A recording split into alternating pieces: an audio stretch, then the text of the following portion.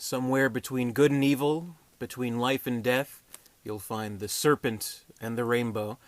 I have my horribly beat up VHS copy of the film here. This is, of course, directed by the late, great Wes Craven.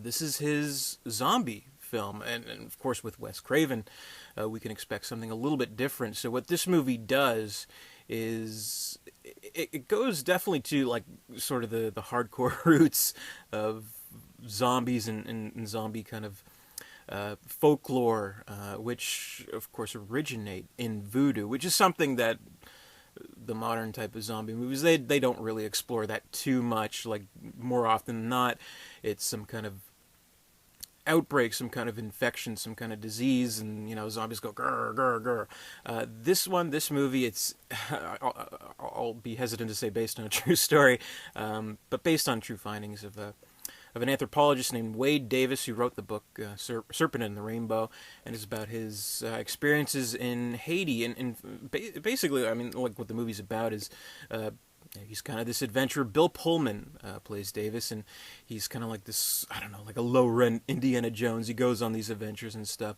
so he has that kind of vibe. This is like kind of like right after Spaceballs, so he has that kind of rogue, kind of good-looking, sort of dry-wit kind of adventurer type of guy. So he's perfect for this role, but it does have obviously a darker edge to it, where he narrates the film almost like a Martin Sheen Apocalypse Now kind of narration, where he's like, I could sense the evil following me wherever I go, things like that. It's good though, but he's recruited by a pharmaceutical company to investigate a zombie, and that's really what the concept of the movie is, and that this man, he was pronounced dead, buried. A couple of years later, I think it's 7 years later, people are seeing him up and walking like a normal person, but he's not quite the same. He's a zombie, so they believe that there's some kind of voodoo magical substance, some kind of concoction that's causing this voodooification, if that's a word, and they want to discover it. He has kind of the conference meeting with the suits. One of them is a professor colleague of him, played by Michael Goff. Always great to see Michael Goff.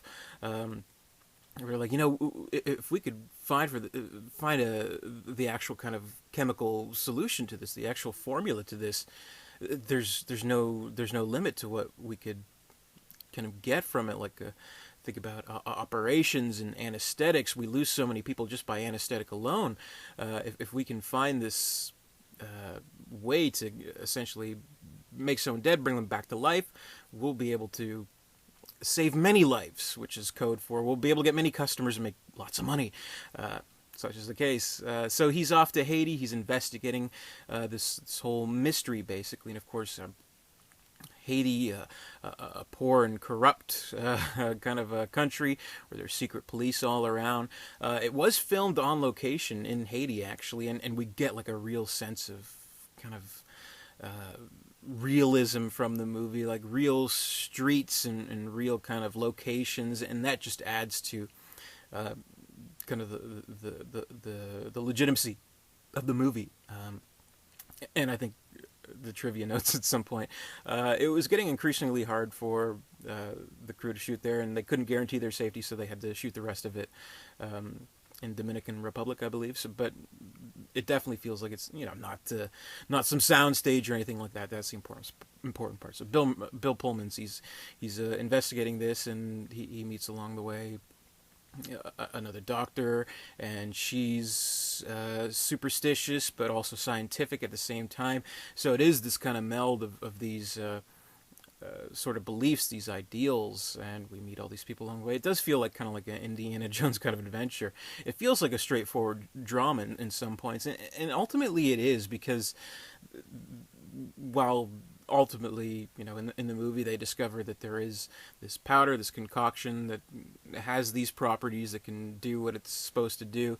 There's, of course, other voodoo elements to this, but a lot of it is because of the corrupt government, the corrupt secret police, wanting to silence those who are radicals, who are against the government. And what better way to do that than exploit such superstitions from people, in that, okay, this person died and they're a zombie now, and we're scared of that basically. And the people who it happens to, they believe it themselves. So that's kind of the very real kind of angle to the movie, but being labeled as a horror movie, being Wes Craven.